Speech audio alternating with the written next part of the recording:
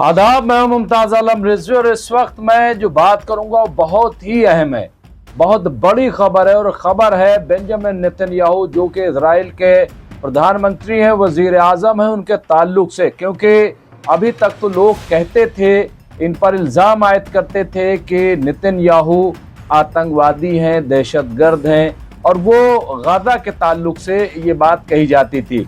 लेकिन अब वाकई इनका आतंकी चेहरा वो बेनकाब हुआ है, और ये जो बेनकाब किया गया है ये कहीं और से नहीं बल्कि जो इजराइल का एक अखबार है हार्टिज, उसकी तरफ से ये रिपोर्ट आई है जो मैं आपके सामने पेश कर रहा हूं। और मैं समझता हूं कि बहुत बड़ी खबर यहाँ पे देखने को मिल रही, बहुत अहम खबर है। कितना बड़ा इल्ज़ाम लगा है, जो सुर्खी चलाई जा रही है मिडिल ईस्ट, आप मॉनिटर के अगर देखेंगे तो उसमें सुर्खी है बेंजामिन नेतन्याहू पर यहूदी आतंकवादियों को बचाने का इल्जाम है।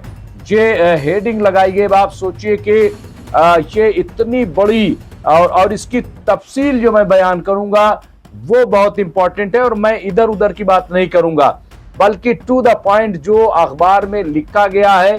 और इससे आप अंदाजा लगाइएगा कि नेतन्याहू क्या हैं। हालांकि वो हॉस्पिटलाइज्ड हो गए हैं जैसा कि खबर आई है। खबर ये है कि रूटीन चेकअप है, लेकिन बहरहाल जो भी है अब वहां पे चार्ज किसी और के पास हो गया है। मैं अगले एपिसोड में उसके बारे में बताऊंगा, लेकिन यहाँ पे मैं बता दूं कि यहूदी आतंकवाद की जांच में बेंजामिन नेतन्याहू द्वारा बाधा डाली जा रही, यानी रुकावट पैदा की जा रही है कि उसकी जांच न की जाए। यहाँ पे हार्टिज जो अखबार है उसके जांच में ये खुलासा हुआ है, इस बात का इंकशाफ हुआ है। रिपोर्ट के मुताबिक इजराइल के वजीर आजम प्रधानमंत्री ने जाती तौर पर इसमें मुदाखलत की है कि इजराइल की शिन बेट सुरक्षा एजेंसी को कब्जे वाले वेस्ट बैंक में फिलिस्तीनियों के खिलाफ आतंकवादी हमला करने के संदिग्ध मुश्तबा जो यहूदी चरमपंथियों पर निगरानी और वायर टैप करने से रोका गया। इस कदम ने इजराइल के जो सुरक्षा प्रतिष्ठान के अंदर चिंता पैदा कर दी है। वरिष्ठ अफसरान, वहां के जो सीनियर अफसरान हैं, वो अधिकारियों ने इसे अभूतपूर्व, गैर मामूली और खतरनाक बताया है कि कितना इजराइल के लिए खतरनाक है। तो इससे आप अंदाजा लगाइए कि ये वहां के लोग कह रहे हैं कि ये कितना खतरनाक बताया जा रहा है। और क्या लिखा गया आप देखिए, मैं वही कह रहा हूं कि आप देखिए, मैं इधर उधर की बात ही नहीं करूंगा, टू द पॉइंट, और सारा सब कुछ स्क्रीन पर वो मैं आपको पेश भी कर रहा हूं, आप उसे स्क्रीन पर देख भी सकते हैं।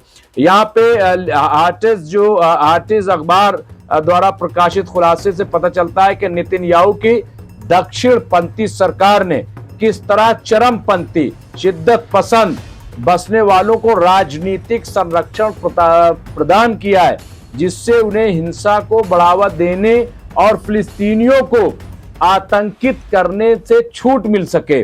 सुरक्षा अधिकारियों ने चेतावनी दी है कि न्याय में ये बाधा राष्ट्रीय सुरक्षा को कमजोर करने और यहूदी आतंकवादियों को बढ़ावा देने का जोखिम पैदा करती है। यहाँ पे अब देखिए, अब यहाँ पे न मुस्लिम की बात है न किसी और की बात है, यहाँ सीधे सीधे यहूदी आतंकवादियों की बात की जा रही है। और इल्जाम किस पर है? नेतन्याहू पर है। ये बिल्कुल आप तहरीर भी दे सकते हैं जो अखबार में, जो वहाँ के अखबार ने लिखा है, मैं सीधे सीधे वो बता रहा हूँ। बताया जाता है कि शिन बेट के निर्देशक रोनेन बार ने कई हफ्ते पहले नेतन्याहू को एक जाती खत भेजा था, जिसमें प्रधानमंत्री द्वारा कई उच्च बड़े जोखिम वाले मामलों में निगरानी कार्यों को अधिकृत करने से इनकार करने का विरोध किया गया था। पत्र में बार एसोसिएशन ने चेतावनी दी थी कि राजनीतिक अवरोधों से राष्ट्रीय सुरक्षा के महत्वपूर्ण कार्यों को नुकसान पहुंच रहा है। अटॉर्नी जनरल गली बहराव मियारा को पत्र भेजे जाने के बाद ही नेतन्याहू ने आखिरकार अपना रुख बदला और वायर टैप को मंजूरी दी थी। अब यहाँ पे आप देखिए कि और जो आगे का प्रोसेस है कि जो नेतन्याहू का प्रधानमंत्री का कार्यालय दावा किया कि नेतन्याहू लीक हुई रिकॉर्डिंग के बाद स्पष्टीकरण मांग रहे थे, जिसमें शिनबेट के कार्यकर्ता बिना पर्याप्त सबूत के गिरफ्तारी पर चर्चा करते हुए दिखाई दिए। अच्छा, शिनबेट का आपको पता है कि वहां पे कितना गड़बड़ झाला चल रहा था, जो नेतन्याहू हटाना चाहते थे, लेकिन वहां की अदालत ने उन्हें जो है गैर कानूनी करार दिया कि इनको आप कैसे हटा सकते हैं। तो उसमें भी उनकी नेतन्याहू की बहुत बड़ी हार हुई है। और अभी नेतन्याहू खुद भ्रष्टाचार के मामले में जो तेल अवीव की जिले अदालत है वहां वो कई बार पेश हुए, फिर उन्हें पेश होना पड़ा। अब देखिए, शिनबेट के अंदर के सूत्रों ने कहा कि रिकॉर्डिंग में हेरफेर की गई थी और यहूदी आतंकवाद को रोकने के लिए काम कर रहे वरिष्ठ सीनियर अधिकारियों को बदनाम करने के लिए इस्तेमाल किया गया था। अब ये आप देखिए, सारी रिपोर्ट में ये पहली बार नहीं है जब बार ने चिंता जताई है। चैनल 12 द्वारा बताए गए एक पुराने पत्र में बार ने यहूदी आतंकवादी समूहों के बारे में चेतावनी दी थी कि जिन्हें हिलटॉप यूथ्स के नाम से जाना जाता है। बार ने कहा, हिलटॉप यूथ की घटना लंबे समय से फिलिस्तीनियों के खिलाफ हिंसक गतिविधि का एक व्यापक क्षेत्र बन गई है। मैं कभी भी राष्ट्रवादी अपराध की अवधारणा से जुड़ा नहीं था। ये कोई अपराध नहीं है, क्योंकि हिंसा का इस्तेमाल डर पैदा करने के उद्देश्य से किया जाता है, यानी आतंकवाद। यहाँ पे डिफिनेशन पहली बार अगर देखा जाए तो आतंकवाद की डिफिनेशन सामने आई है, वरना अभी तक तय नहीं हो पाया। जिसको अमेरिका चाहे वो आतंकवादी करार दे दे, जिसको चाहे उसे किसी मुल्क का सदर बना दे, राष्ट्रपति बना दे, कुछ भी कर सकता है। तो ये, लेकिन डिफिनेशन क्या देखे, राष्ट्रवादी अपराध शब्द का प्रयोग इजरायली प्राधिकारियों द्वारा फिलिस्तीनियों पर यहूदी चरमपंथियों के हमलों के लिए सामान्यता किया जाता है, राष्ट्रवादी अपराध। अब देखिए, लेकिन बार इस शब्द का प्रयोग अस्वीकार करते हैं तथा इस बात पर जोर देते हैं कि ऐसे कृत्य केवल विचारधारा से प्रेरित अपराध नहीं है, बल्कि ये आतंकवादी कृत्य हैं जिनका उद्देश्य एक आबादी को आतंकित करना है। बहुत इंपॉर्टेंट है। और इस चीज को जो मैं यहाँ पे डिफिनेशन पेश कर रहा हूँ, आप इसको दूसरी जगह भी लागू करके देख सकते हैं। और जो कुछ चल रहा है आप देखिएगा, इसको गौर कीजिएगा कि नेतन्याहू कितना खतरनाक खेल खेल रहे हैं अपने मुल्क के साथ। और वहां के अपोजिशन लीडर ने अभी कुछ दिन पहले ये बात कही थी कि नेतन्याहू एक ऐसा मंसूबा बना रहे हैं कि जिसमें यहूदियों का कत्ल करेंगे।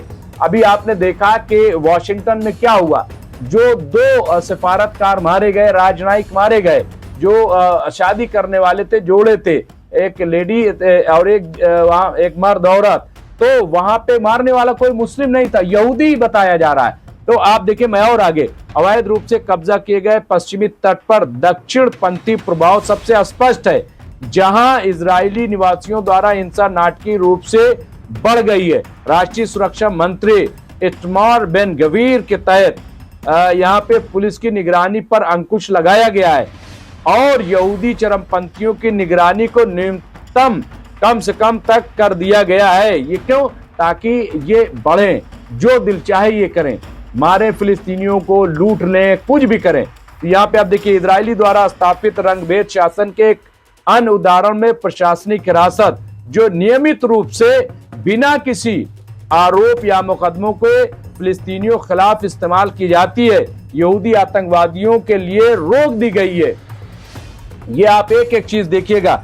और ये आखिरी पैराग्राफ के नेतन्याहू का हस्तक्षेप एक व्यापक राजनीतिक रणनीति को दर्शाता है, जिसमें बसने वालों की हिंसा को न केवल सहन किया जाता है बल्कि चुपचाप प्रोत्साहित भी किया जाता है।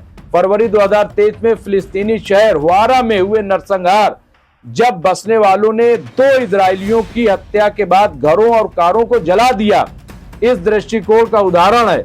इजरायली सेना ने हमले को रोकने के लिए कुछ नहीं किया। यहूदी आतंकवादियों ने अक्सर सेना के संरक्षण में कुसरा, बुरीन और अन्य पश्चिमी तट समुदायों में भी उत्पात मचाया। तो यहाँ पे आप देखिए, पूरी एक रिपोर्ट दी गई है और किस तरह से नेतन्याहू की सरकार बढ़ावा देती रही जो यहूदी आतंकी। और मैं ये बात नहीं कह रहा हूं, मैं फिर ये आपको बता दूं, यहाँ पे आप देखिए ये जो मिडिल ईस्ट मॉनिटर है उसकी ये खबर है, वहीं से मैंने पूरी खबर ली है और पेश की है। अब आप अंदाजा लगाइए कि वहां जब ये बात हो रही है तो नेतन्याहू जिस तरह से गाजा में लोगों को मार रहे हैं, इंटरनेशनल कोर्ट हो या पूरी दुनिया हो, अब उनको जिस तरह से कटघरे में खड़ा कर रही है, बहरहाल उनका बचना मुश्किल है और उनका बोरिया बिस्तर उठेगा ये बिल्कुल तय है। क्योंकि अब जो है इजराइल में भी उनकी बड़े पैमाने पर मुखालफत हो रही है और उनका चेहरा बेनकाब हो चुका है। बहरहाल इस तरह की खबरों के लिए देखते रहे एमएमसी न्यूज इंडिया। बहुत बहुत शुक्रिया।